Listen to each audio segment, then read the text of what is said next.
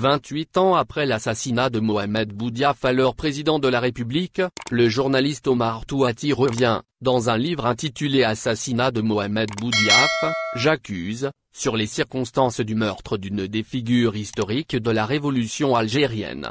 Le journaliste affirme dans son livre, paru au début de ce mois de juillet, que l'Ambarek Boumarafi n'est pas l'assassin de Mohamed Boudiaf. L'auteur du livre, qui a déjà livré un témoignage dans ce sens, remet en cause la thèse officielle. Il décrit l'auteur de l'assassinat et déclare sans aucune ambiguïté que Boumarafi n'était qu'un bouc émissaire et un lièvre de diversion.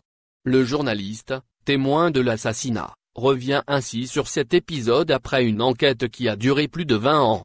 Omar Touati décrit l'assassinat avec précision. Il raconte avoir même eu une altercation avec Boumarafi, quand ce dernier voulut déloger une journaliste d'un siège réservé aux services de sécurité. Le journaliste fait remarquer l'absence du ministre de l'Intérieur le jour de l'assassinat, à Annaba, alors qu'il était censé accompagner le chef de l'État.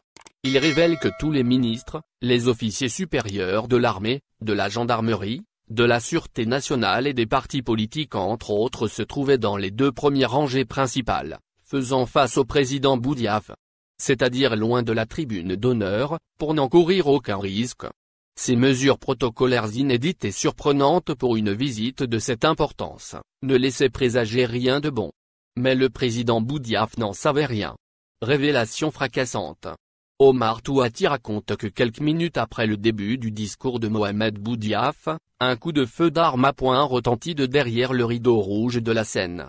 Instinctivement, Boudiaf tourna la tête vers la gauche d'où provenait le bruit du tir. Il ajoute, moins d'une minute après, un individu armé d'une Uzi israélienne ou d'une Beretta italienne, nous n'avions pu l'identifier avec précision, surgit de derrière la scène. Jambes écartées, sa mitraillette bien calée au ventre, il commença ses tirs sur le président, en le mitraillant dans le dos, lui atteignant la nuque et la tête, sans avoir visé aucune autre personne du podium. Le journaliste poursuit, sous la pluie des balles tirées presque à bout portant en le transperçant, le corps de Sitaïb El-Ouattani se plia en deux. Le tueur en question, que nous avions eu tout loisir d'observer sous tous les angles, était de taille moyenne, teint mat, cheveux noirs bouclés et barbe hirsute. Contrairement à ce qui a été avancé par certains, il ne portait pas de tenue de policier. Boumarafi n'est pas le tueur. Omar Touati est catégorique, le tueur n'était pas donc Boumarafi. Il explique, aucune ressemblance avec le physique blondinet, la toise et l'élégance de Boumarafi l'Ambarek, le pseudo-assassin. Comme effet vestimentaire, il portait un jean bleu, un chemisier blanc à manches courtes, un débardeur bleu et chaussé d'une paire d'Adidas. Son image est encore devant mes yeux. Elle ne s'estompera pas et je ne l'oublierai jamais. Après avoir tiré sur Boudiaf, le tueur braqua son arme sur la salle archi-comble. Il commença d'abord par tirer sur la caméra numéro 4 qui le filmait à son intrusion, brisa les lustres du plafond et les spots muraux par des rafales de mitraillettes, afin de plonger la salle dans l'obscurité totale. Ensuite, il balaya les lieux par des tirs en demi-volée. Tous ceux qui ont été blessés dans la salle le furent par les débris de verre.